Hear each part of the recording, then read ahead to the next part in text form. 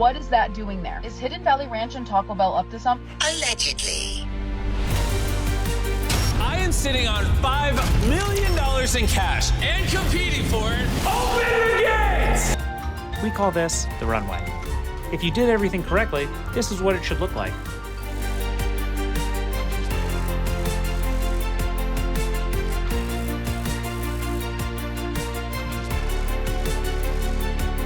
Will the executive order actually be able to change the course of things if they don't necessarily find a deal right away? Yeah, there's a lot of open questions here, and it certainly isn't a long-term solution.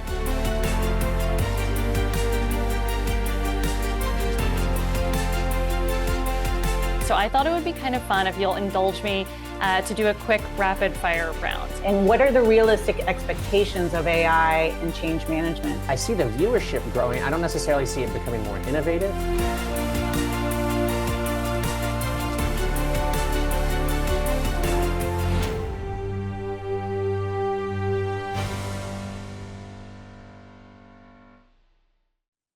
Hello, everyone, and welcome to the eMarketer Summit, Creator Economy Trends 2025. If you've ever listened to Reimagining Retail, the podcast out every Wednesday from eMarketer, she's Sarah Lebo, our senior analyst. Every time I listen, I think a tear comes to my eye. It's that good. Jeremy, I only cry on the episodes you're on.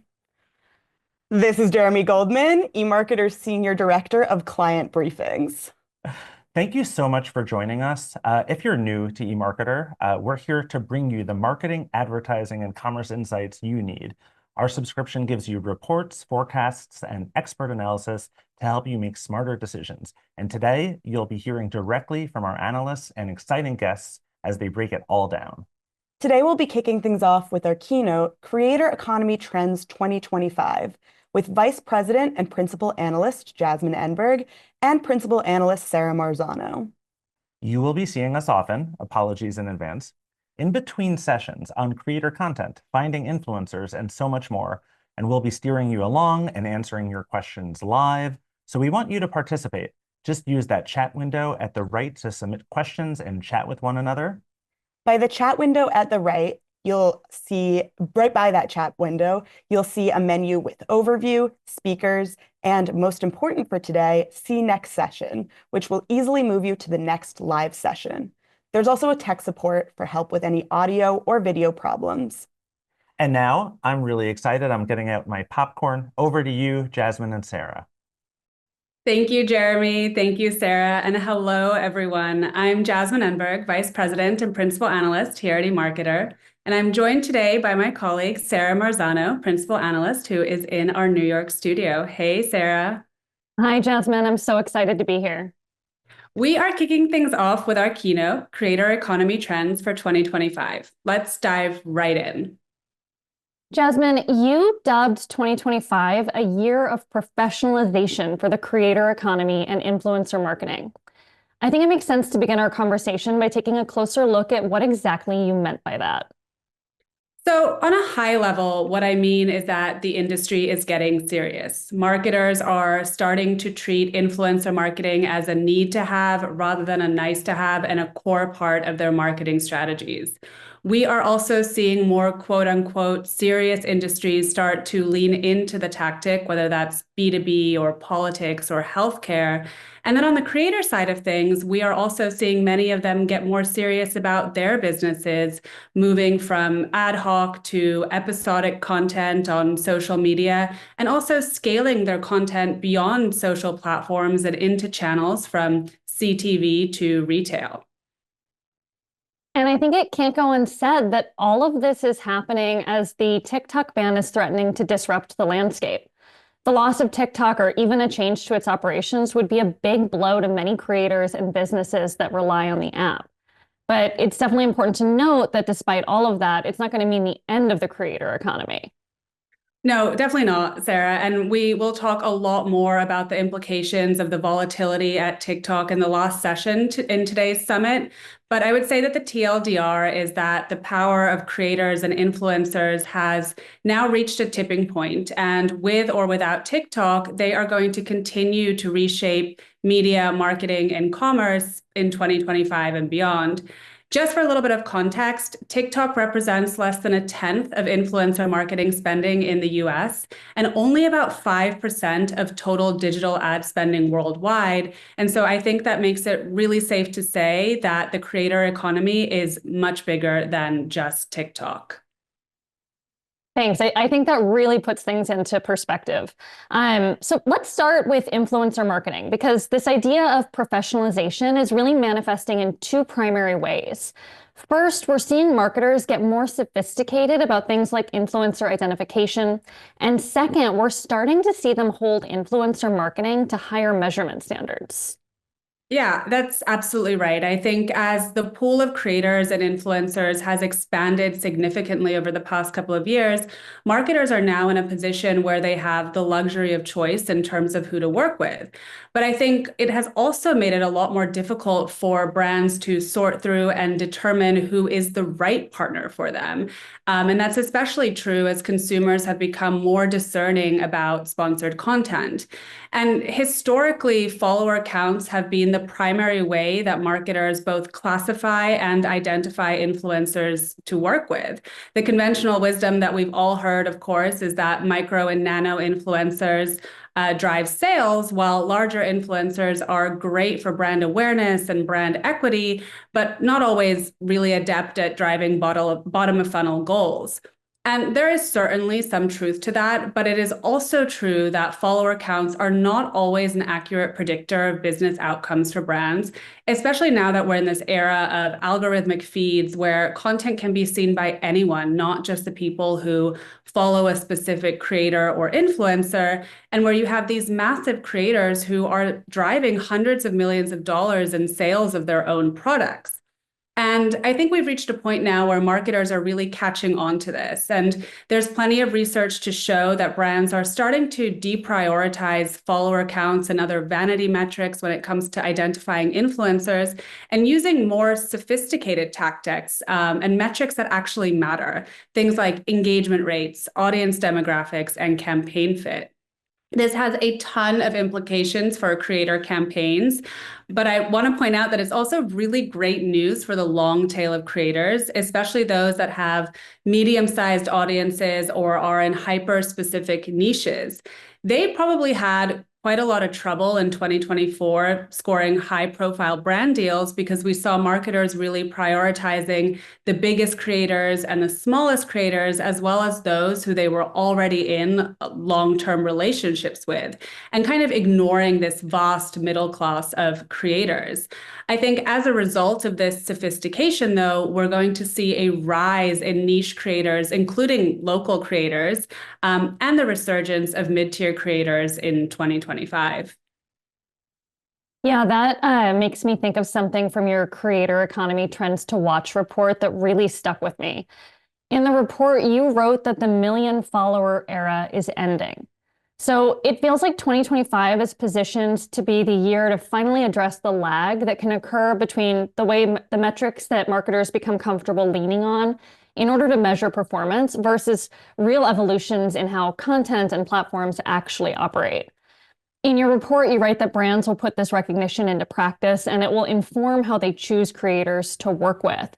So in addition to some of what you just mentioned, like engagement rates and audience demographics, things like creative alignment will really come to the forefront for how they're identifying and choosing those creators.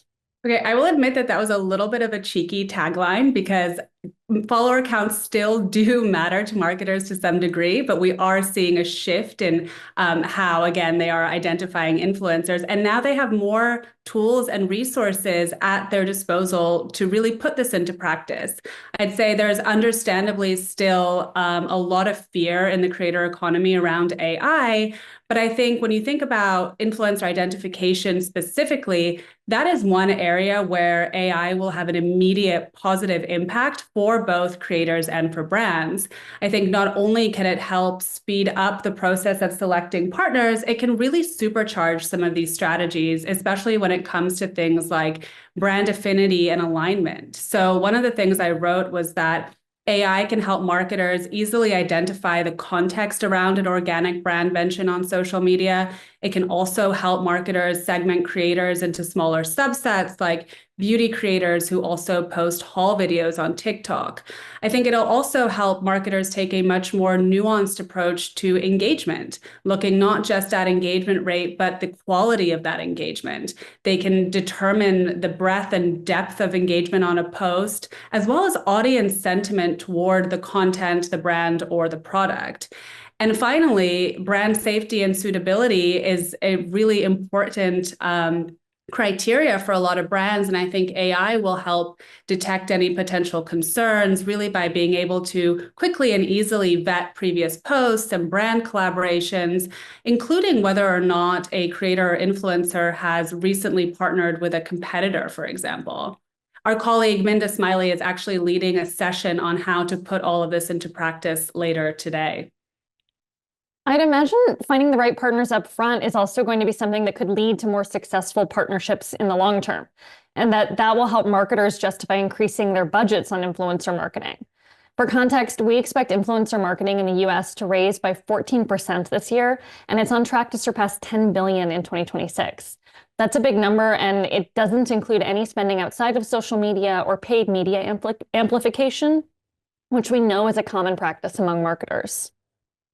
Yeah, and Sarah, I would say one of the reasons that paid media amplification has become so popular among brands speaks to the measurement issue that you brought up earlier. I'd say that by and large, lagging measurement still is the single biggest threat to influencer marketing budgets, and what is holding roughly 20% of US marketers back from influencer marketing, according to our estimates.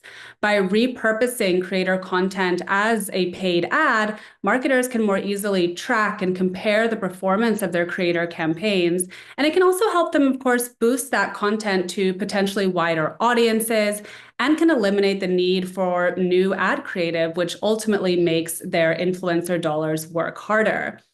If you tuned into our Creator Economy Summit last July, I talked a lot about this actually, because I think one of the big misconceptions among creators and a lot of industry folk is that brand safety is what marketers are referring to when they talk about the risk in influencer marketing. And it's certainly part of it, especially for brands that are in highly regulated industries. But I do think we've reached a point now where it's more about the risk of investing more money into a tactic that is harder to measure than quote unquote traditional digital media. And that makes sense, right? I mean, there hasn't been a standardized and reliable measurement framework for influencer marketing, and that can make a really hard story to tell to a CFO at a time when we have CMOs under increasing pressure to show real business results. And I'd also add that one of the reasons that measurement hasn't kept up is really a lack of scale. But again, we're at a point now where there's just so much more data, so much more information. And I imagine that we'll see a lot of new innovations in the space this year, especially as more brands incorporate creators or their content into paid media campaigns outside of social media, again, whether that's CTV or retail. Yeah, I think that tees us up perfectly to dive into commerce. So we, of course, keep a close eye on retail media ad spending, and there are some developments in that space that I think stand to have a really significant impact on the creator economy and social commerce more broadly. So we recently published an update to our retail media forecast. And while we're still expecting the spending on retail media to grow at a rapid clip, it's on track to reach nearly $100 billion in ad spend by 2028. Our forecast was revised downwards slightly following more subdued quarterly growth from Amazon and Walmart. And for anyone in our audience who doesn't live and breathe retail media, I'll note that these two powerhouses make up more than 80% of all spending on retail media. So if we read between the lines, the softening of growth sort of signals the upper limit of on-site ad monetization, where the majority of retail media ad revenue still comes from. What we can expect next is an even more energetic push by the most sophisticated retail media networks to broaden their scope by moving off-site and up the purchase funnel, which I think will kick off an exciting wave of innovations.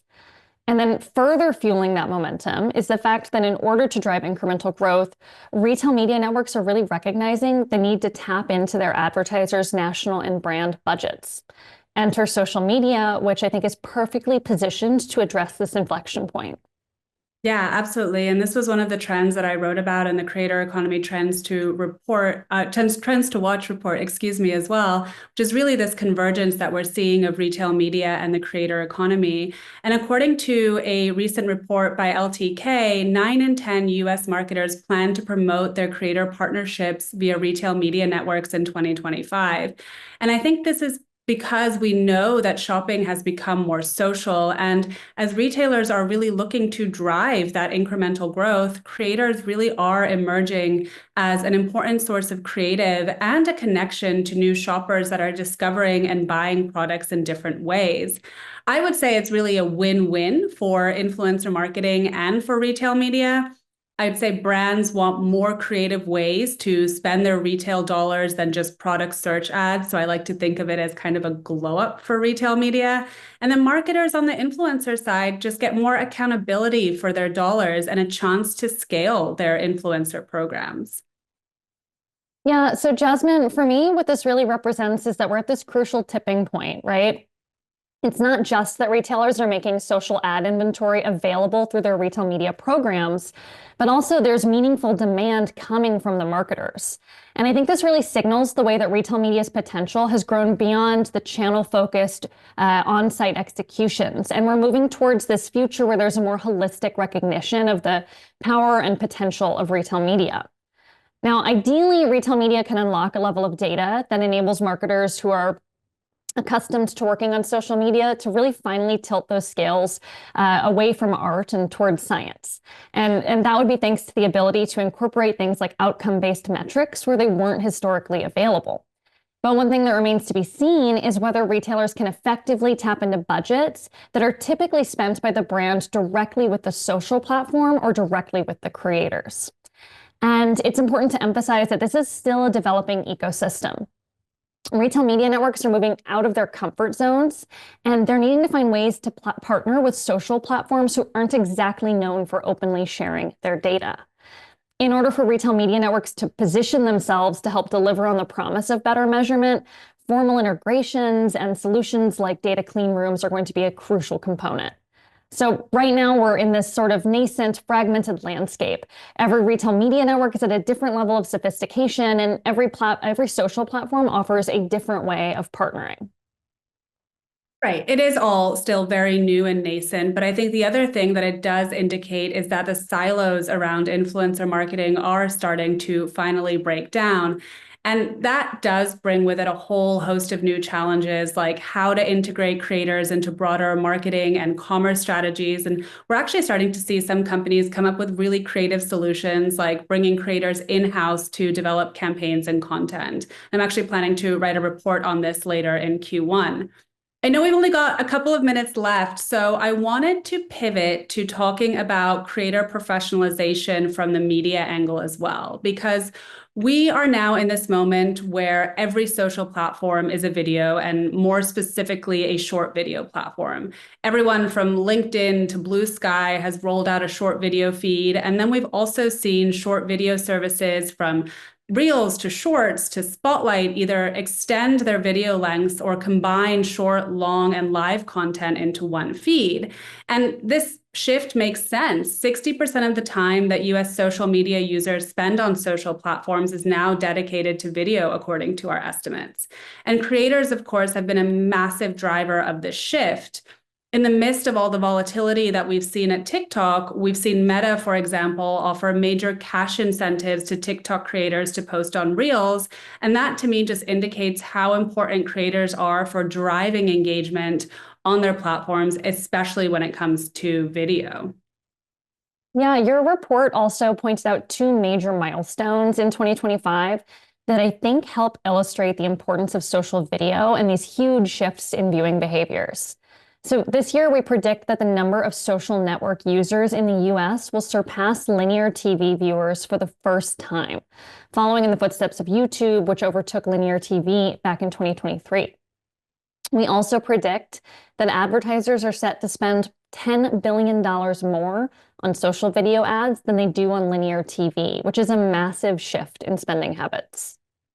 Yeah, advertisers have finally fully committed to social video, and there's a lot of different reasons for this, including, of course, consumer popularity, but also more precise targeting capabilities and lower costs associated with social video ads. And I will admit that there's plenty of non-creator video on social platforms, but there's also no denying that creators really have helped spur the shift, even just by the halo effect of being on social media. There's also evidence now to suggest that advertisers are also shifting budget out of linear TV directly into creators. So according to data from Linkia from last year, close to half of US enterprise marketers funded their increased investments in influencer marketing by moving budget from traditional TV and radio. Another fascinating inflection point we're seeing is that as advertisers are committing to social video, we're also starting to see creators move off of social media and into other channels. So just last week, Max announced a new reality series with Logan Paul. Mr. Beast Games is streaming on Amazon, and the YouTube channel Mythical now has a free channel on Samsung TV. And then there's also podcast creators who we know played a massive role in the election last year and who are also building big media businesses. I know Alex Cooper just announced a new show on YouTube Shorts through her Unwell network.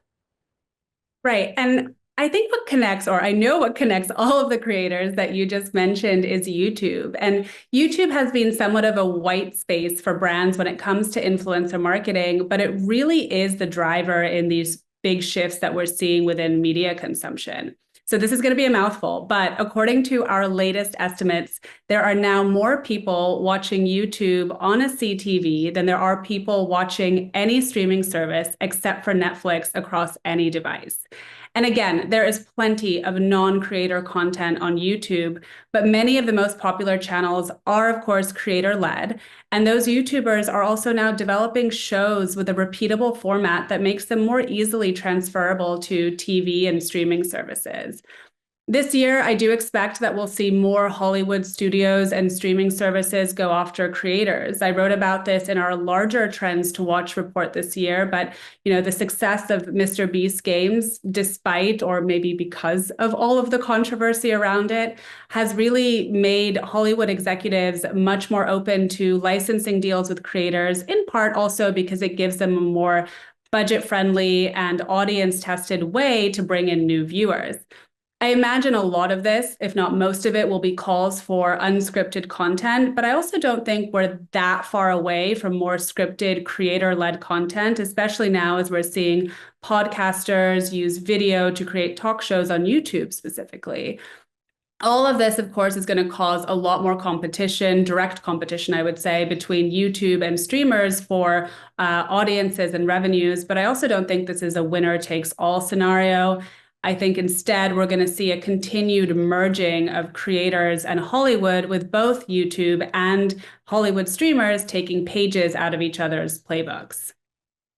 Yeah, I think this is a good moment to mention that if anyone in our audience has questions specifically on YouTube or CTV streaming, our senior analyst and expert, Ross Benish, will be joining Jeremy and Sarah immediately following our conversation and will be on hand to weigh in.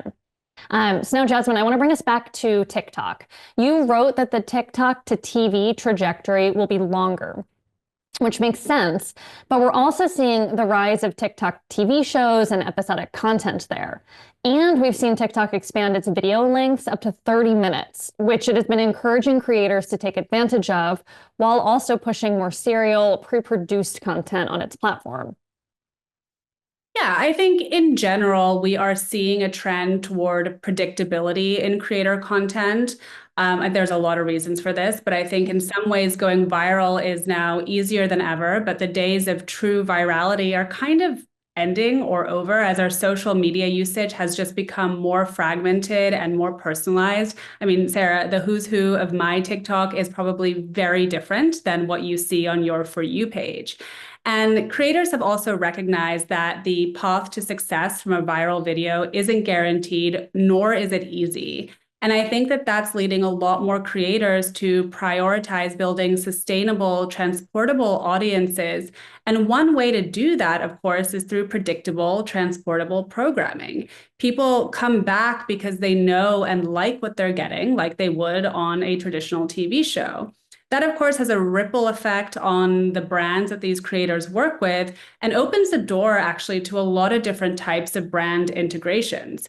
So we know that long-term partnerships really are the holy grail for most creators, and more predictable content gives them almost like, I would say, even an upfront where they can show advertisers what they've got planned and potentially even negotiate longer-term contracts.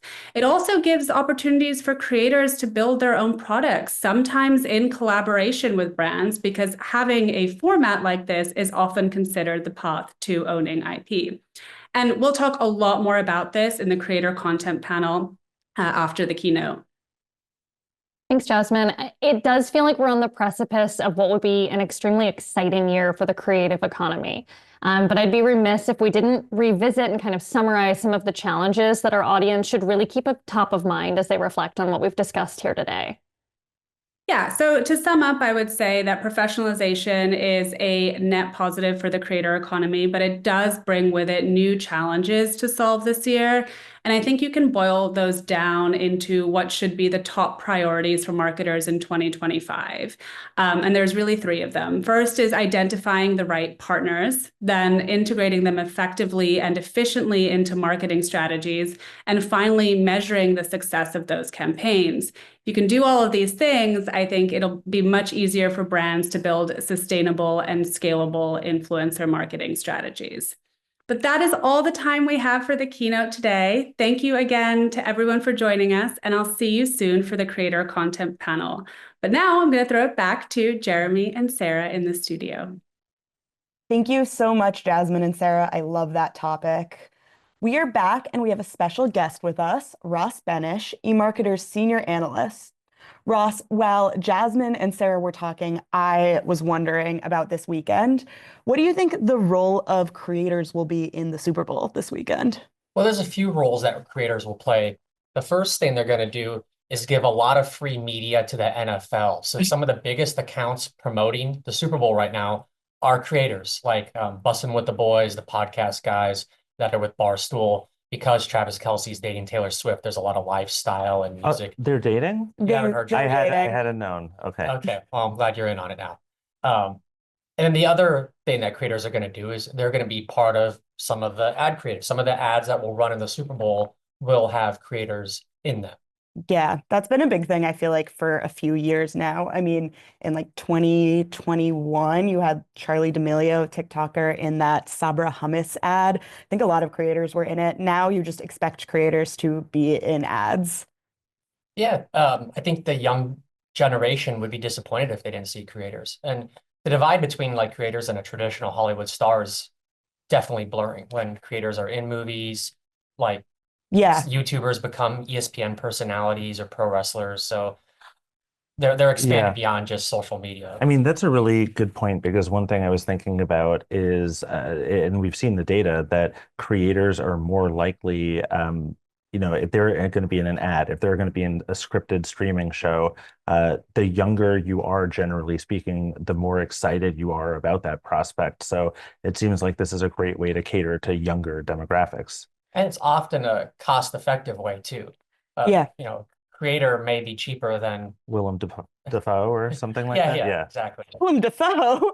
He's going to be in one on. Sorry, guys, spoilers, but he's in one on Sunday. Spoil the ads. Yeah. It's interesting you brought up pro wrestlers. Or there was the Jake Paul Mike Tyson fight on Netflix last year. I watched that. Did you guys watch that? I did watch it. I tried. There were tech issues and side. I watched it, and I watched the lagginess.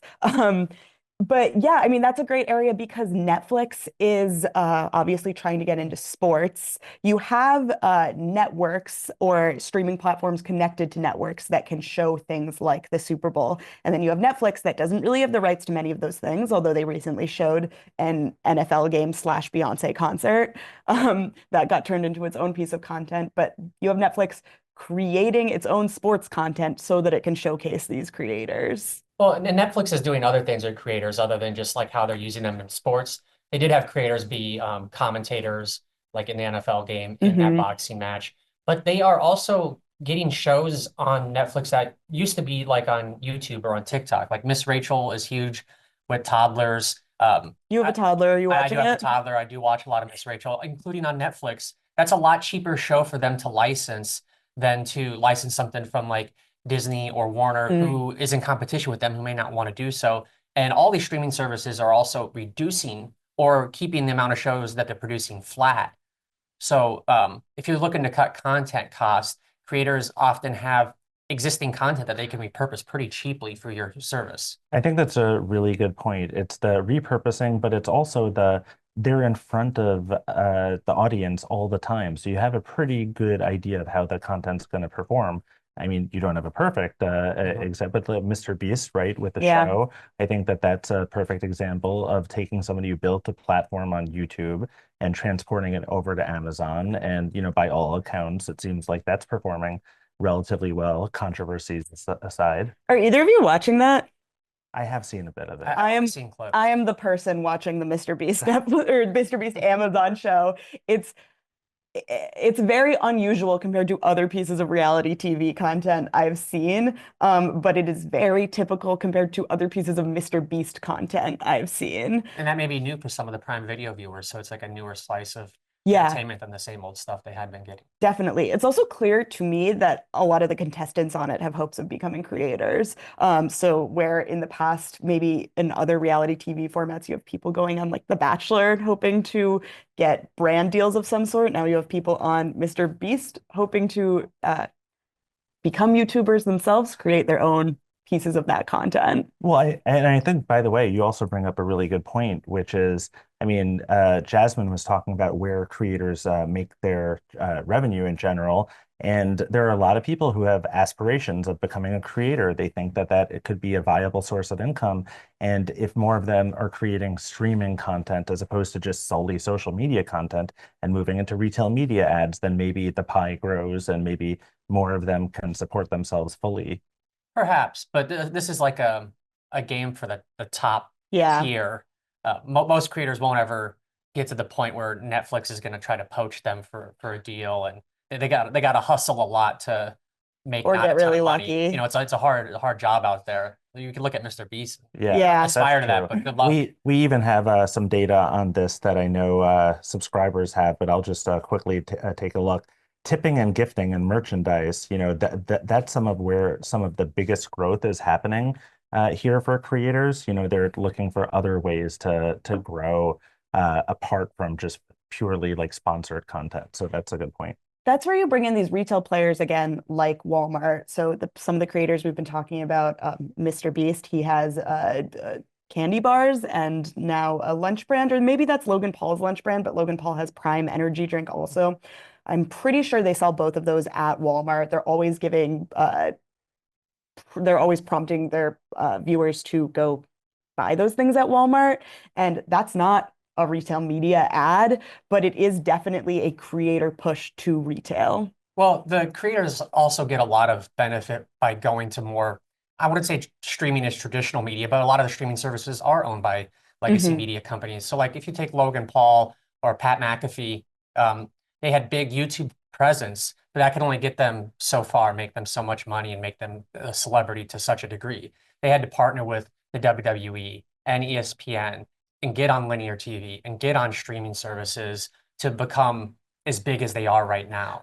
There's also even a point that I know was touched on in the keynote, but the idea that people are creating like these video talk shows who were previously podcast hosts and they were audio only. You had no idea how they looked. And then, they said, well, hey, we have to diversify. We have to create another channel. And it seems like more and more, I would say the average creator is trying to diversify and not be entirely focused on one platform. Well, if you're focused on one platform, and that platform decides to change its priorities. Or gets banned. Or gets banned, changes its algorithm. I mean, think of how many digital publishers died when Facebook changed its newsfeed. You don't want to be the creator version of that.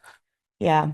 You don't want to be the creator version of that. And also, if you're a brand partnering with creators, you don't want to be partnering with the creator versions of that. I think this is where brands are, or at least in my opinion, should be looking for creators who have audiences that follow them across platform. And that's where your brand as a creator is more important than, as Jasmine said, your following count necessarily. We had a lot of reimagining retail listeners who said we're going to follow Sarah wherever she goes. Stop following me around New York City. So, but in all seriousness, I think it's going back to that idea about creators and how brands essentially are generating value at the top line based off of monetizing these creators.